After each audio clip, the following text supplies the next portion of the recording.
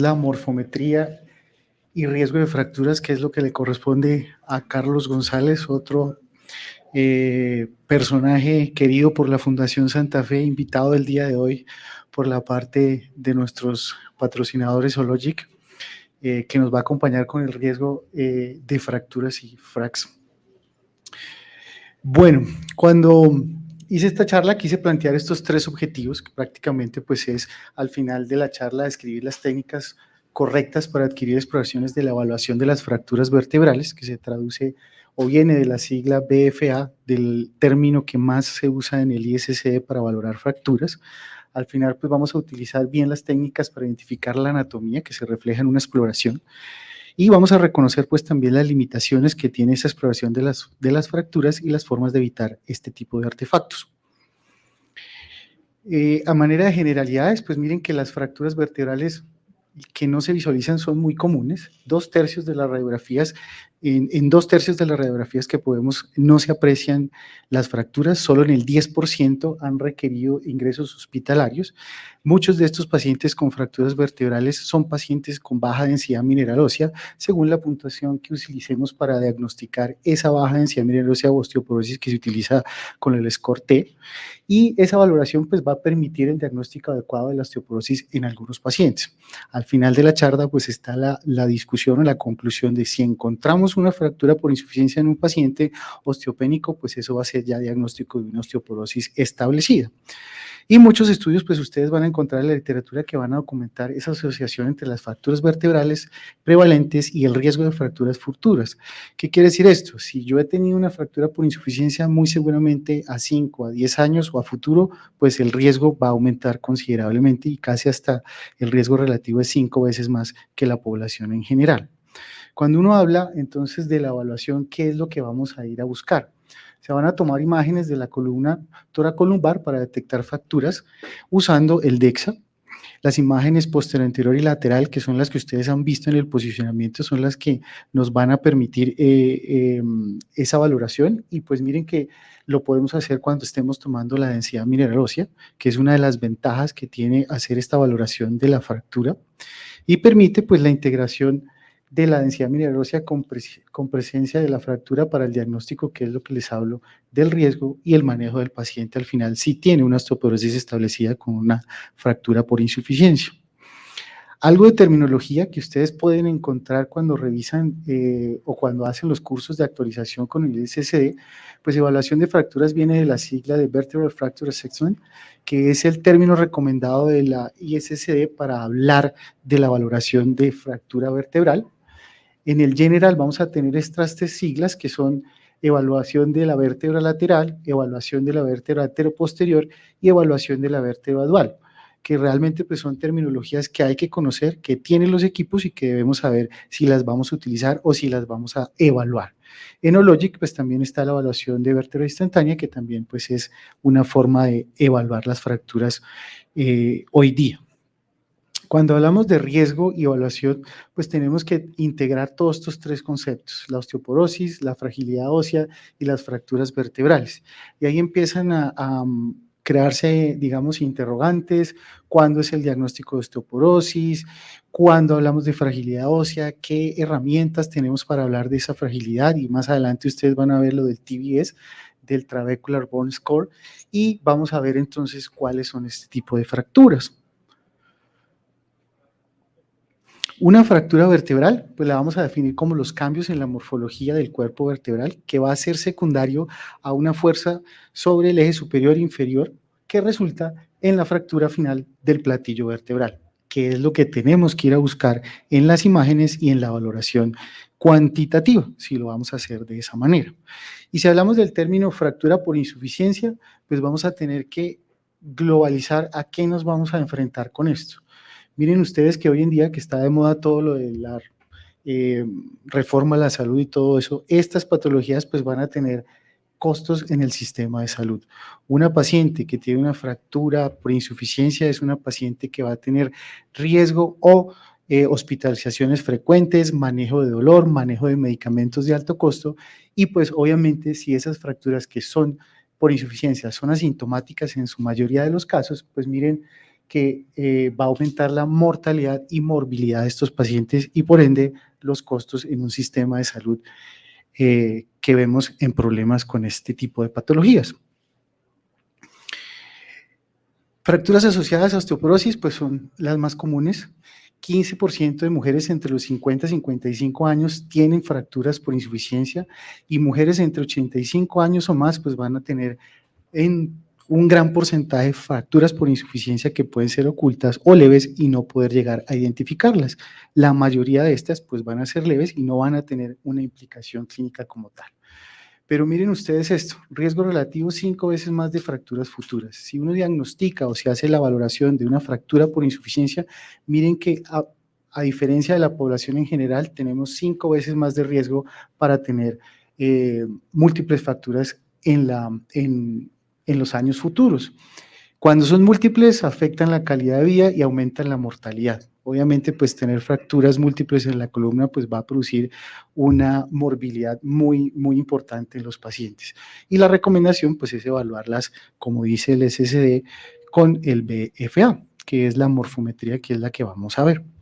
¿Cuáles son las indicaciones cuando uno hace morfometría? En muchas instituciones a veces la morfometría no está incluida en la densidad mineral ósea, solo hacemos la columna lumbar, la cadera, el antebrazo y no se hace más.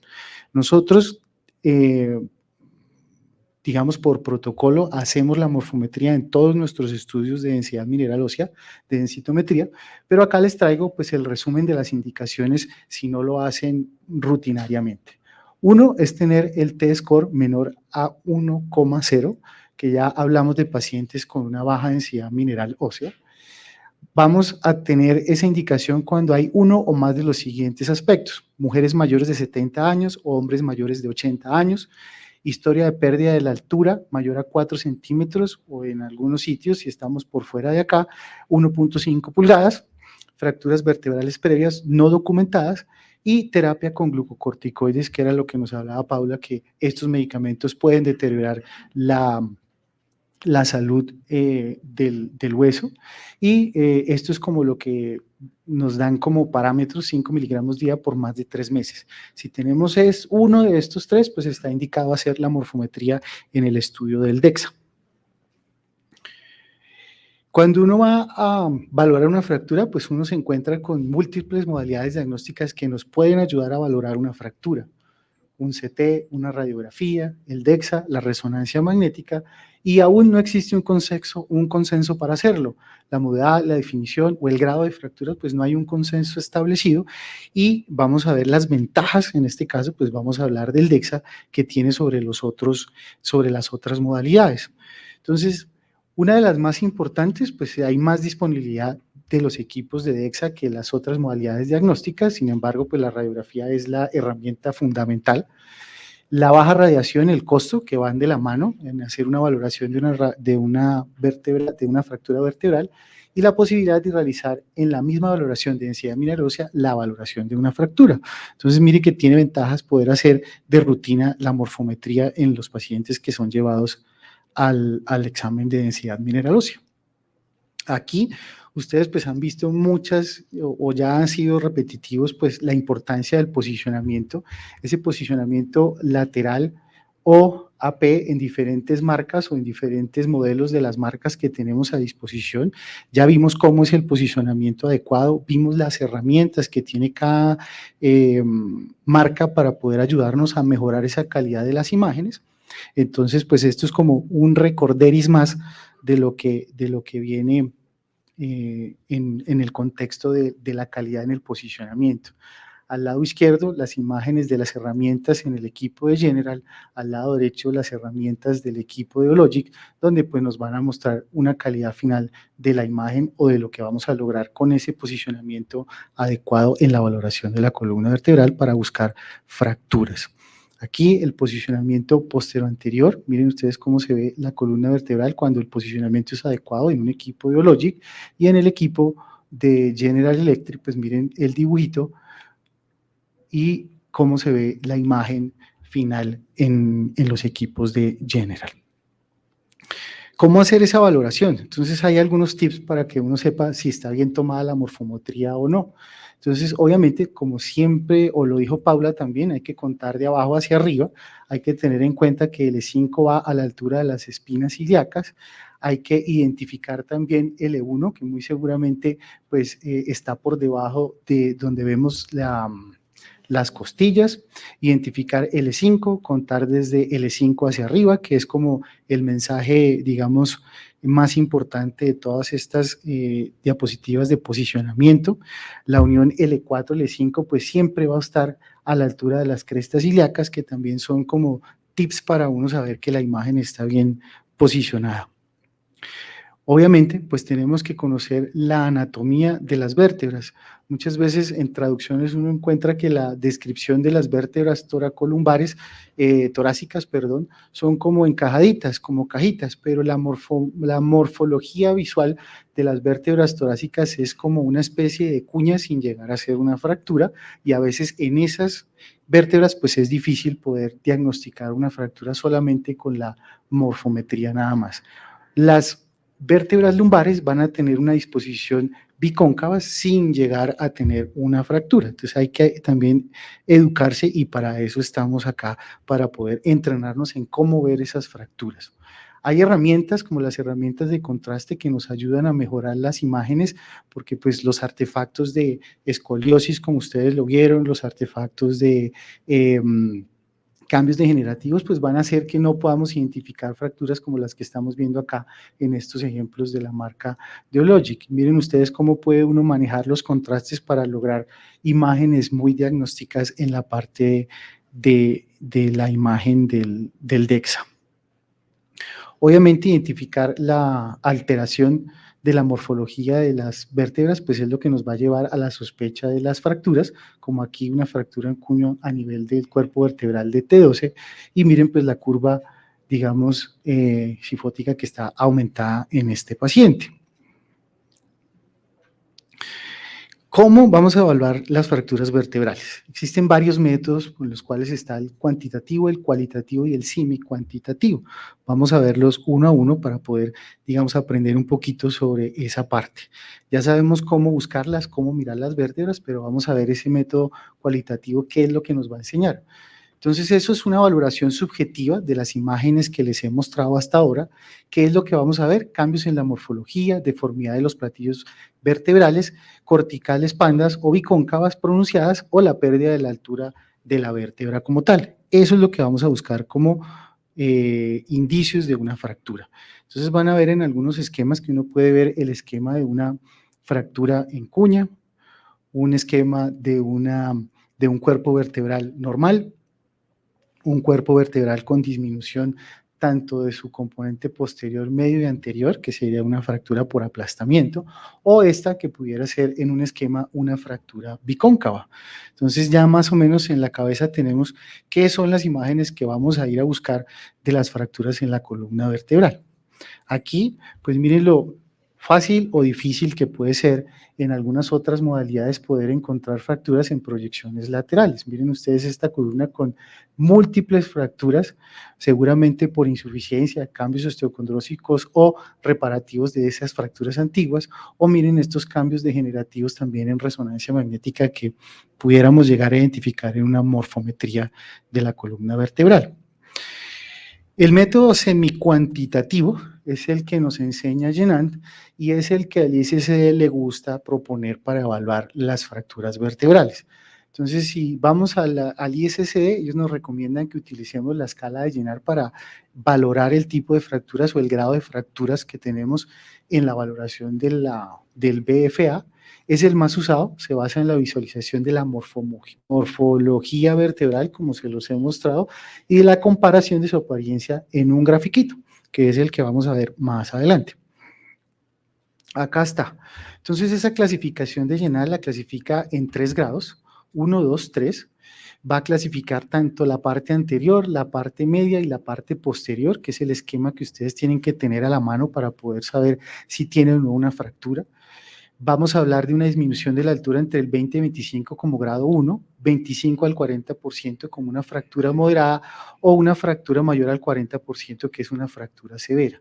Y miren las diferentes morfologías que puede tener la vértebra para hablar de una fractura del componente anterior del cuerpo vertebral, para hablar de ese componente que puede llegar a ser un bicóncavo pronunciado acá en una fractura severa o acá en estas pérdidas de la altura tanto anterior, media y posterior que nos habla del aplastamiento. Entonces miren ustedes que ya empieza uno a introducir términos como bicóncavo, aplastamiento o fractura en cuña. Ese método de Yenan está basado estrictamente en las medidas vertebrales. Se puede hablar de una clasificación errónea subjetiva cuando existen deformidades que no implican fracturas. Por ejemplo, esta es mi columna, esta es mi radiografía. Y en mi radiografía ustedes ven que en la columna torácica tengo algunos cuerpos vertebrales que parecen en cuña. Eso se llama una enfermedad de Scheuermann. O cambios por osteoartritis, que bueno, yo tengo algunos pequeños, pero eso lo puede a uno llegar a confundir para poder clasificar una fractura de bajo grado, que son las que más difícil podemos llegar a evaluar. Hay que evitar los errores en ese método semicuantitativo. Cada vértebra desde T4 a L4 es valorada visualmente. Hay que mirar la pérdida de la altura, la ausencia del paralelismo de los platillos vertebrales, que son como los tips que hay que ir a mirar las depresiones de los platillos vertebrales, mirar la biconcavidad y mirar la pérdida de la continuidad vertical de las vértebras, que es la alineación que tenemos que ver como tal de los cuerpos vertebrales. Se compara, y esto es importantísimo, no pueden decir que un solo cuerpo vertebral tiene una fractura sin compararlo con los adyacentes. Entonces eso es lo que uno siempre tiene que estar pendiente. Siempre comparar con la vértebra adyacente, no requiere las ventajas de esta morfometría, no requiere una población de referencia como lo hace el score Z, por decirlo de alguna manera, o el score T, requiere pues del entrenamiento que ustedes están adquiriendo, por ejemplo, hoy, y diferenciar de esas fracturas de no deformidad como la enfermedad de Scheuermann que les mostré en mi radiografía de tórax.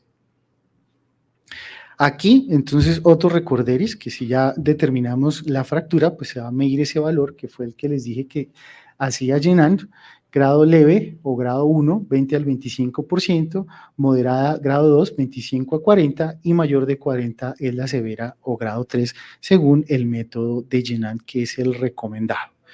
Y miren ustedes la variabilidad cuando uno se compara con los demás que hacemos valoraciones de fracturas. En inexpertos 93%, en expertos 97%, pero la concordancia interobservador puede ser del 94% con entrenamientos avanzados o lo que estamos adquiriendo el día de hoy.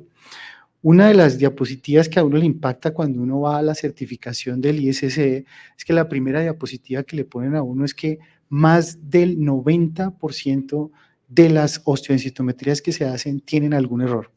Posicionamiento, valoraciones, ROID mal colocados, el trocánter que no se ve o se ve pronunciado, y hay unos valores más en la columna, 60% en cadera, y así sucesivamente, y queda uno como impactado de qué es lo que pasa, por qué nos... Y ese es uno de los objetivos de la certificación, tratar de disminuir esos porcentajes porque hasta en la interpretación nos podemos ir pelando en lo que estamos diciendo. Medidas de las dimensiones vertebrales, el método cuantitativo, que eso ya es ponerle números y porcentajes y desviaciones estándar a la medición de las vértebras, y el más usado es esa morfometría conocida como de los 6 puntos. Entonces les voy a enseñar qué es lo que hacemos usualmente nosotros acá. Esto es lo que más se utiliza en la valoración de la vértebra en el DEXA, en la proyección lateral. Va a determinar, como lo hemos visto, la altura anterior, media y posterior de cada vértebra, y lo que se hace es en la adquisición de la imagen, en el postproceso, pues vamos a ubicar unos puntos que le van a dar el equipo las referencias para que nos mida la relación entre la altura anterior, media y posterior de cada vértebra que necesitemos evaluar o si se hace totalmente. Una de las directrices del ISSE es que se deben evaluar las vértebras desde T7 hasta L5, entonces también tenerlo en cuenta. Esto creo que ya quedó repetido, no, acá. Entonces, Si hablamos de los métodos, pues no hay un consenso para hacerlo. Lo que se hace, pues, es tratar de llevar este que es uno de los más prácticos y más utilizados para poder definir una fractura. Entonces, cuando hacemos esas mediciones, ¿qué es lo que nos va a dar el equipo para poder mostrarlas? Acá, nuevamente recordarles esa morfología de las vértebras torácicas, que es menor altura anterior que la posterior. Aquí otra discretamente bicóncava de la parte de las vértebras lumbares. Y acá, pues vamos a ver esos valores que son los que les voy a tratar de mostrar y explicar cómo es que se deben valorar en esas tablitas que nos bota la morfometría. Entonces, existen estos tres métodos de esos valores, Melton, Steele y McCoskey. Aquí va pues el primer ejemplo. Cuando utilizamos Melton, lo que vamos a evaluar es la relación anterior-posterior o media posterior, que debe ser menor a 0,85 o 85%, va a estar ajustado por un factor específico de la vértebra que lo normaliza a una población de referencia sin fracturas. Es como una fórmula matemática, prácticamente.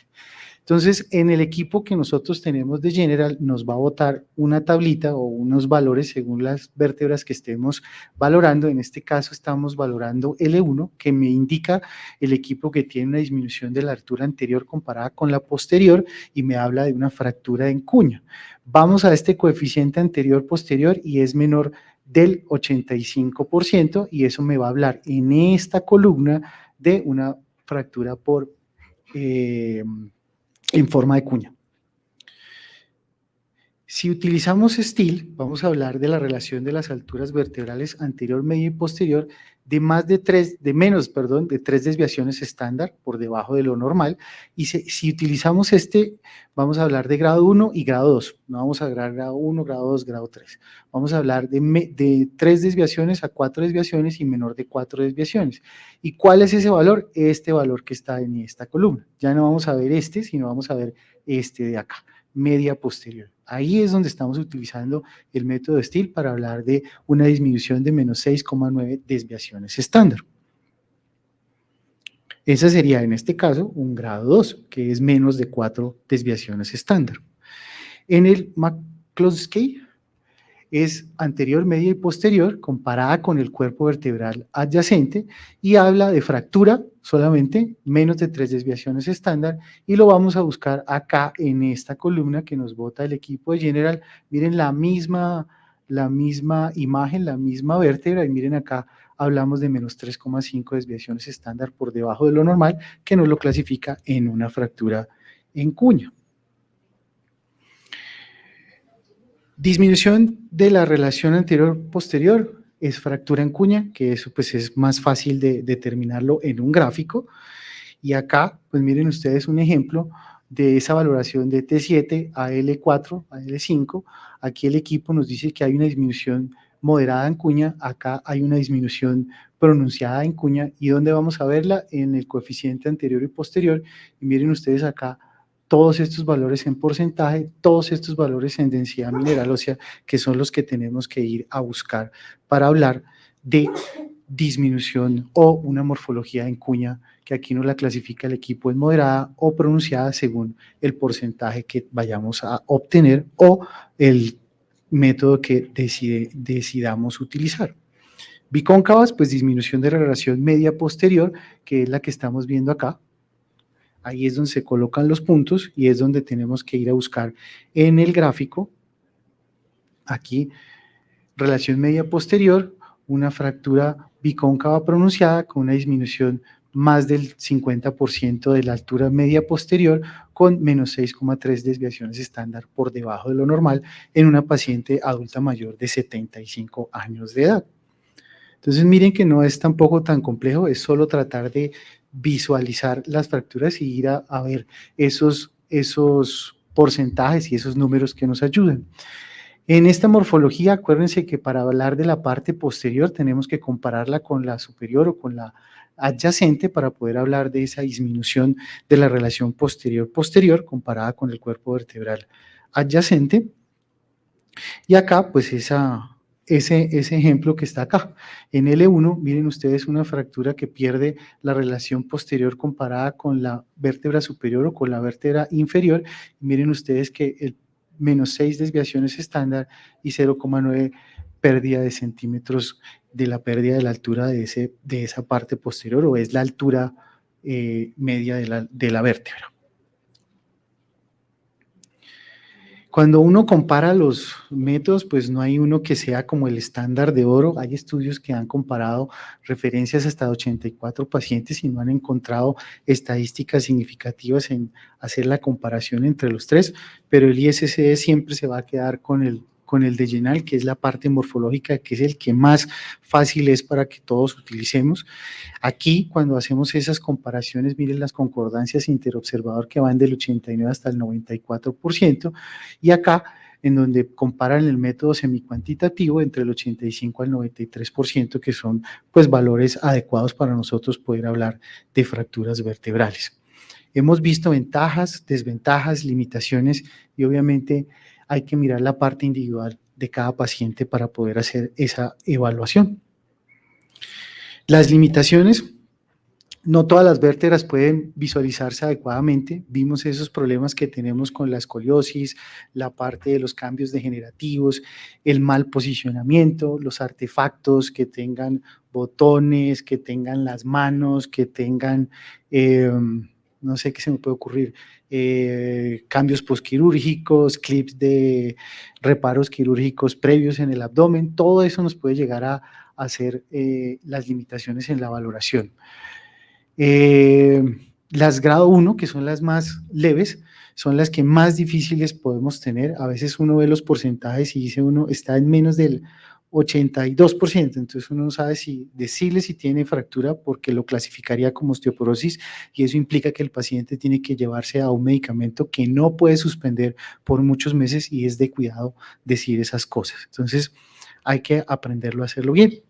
Aquí algunos ejemplos de los diferentes equipos que podemos encontrar a la disposición. Miren ustedes que a veces no es tan fácil ubicar esos 6 puntos en los platillos vertebrales y en las, digamos, superficies de esos platillos o la parte anterior o posterior. O por ejemplo acá que la curva de escoliosis hace que no pueda uno diferenciar esa morfometría o detectar bien los platillos tibiales, o acá cambios degenerativos que no nos dejan colocar bien los ROID y pudiera ser no valorable esa columna. Acá otro ejemplo, una radiografía, una morfometría. Miren ustedes cómo llegar a hacer la valoración de esta vértebra pues puede ser muy complejo, pero ya sabe uno que ahí hay una alteración y que muy seguramente tiene una fractura por insuficiencia. Importante, no olviden el posicionamiento, que es de las cosas que más nos van a dar información para poder nosotros hacer un buen diagnóstico con la morfometría en la densidad mineral ósea. Recuerden, como mensaje final, una fractura vertebral en un paciente con valores de T de baja densidad mineral ósea cambia el criterio a osteoporosis. Entonces, eso es lo más importante de las fracturas vertebrales. Si nosotros tenemos un paciente con osteopenia o baja densidad mineral ósea, que se debe decir hoy en día así, pues si tiene fractura, eso se llama osteoporosis establecida, ¿vale? Creo que no me tocaba más por ahora. Muchas gracias por su atención.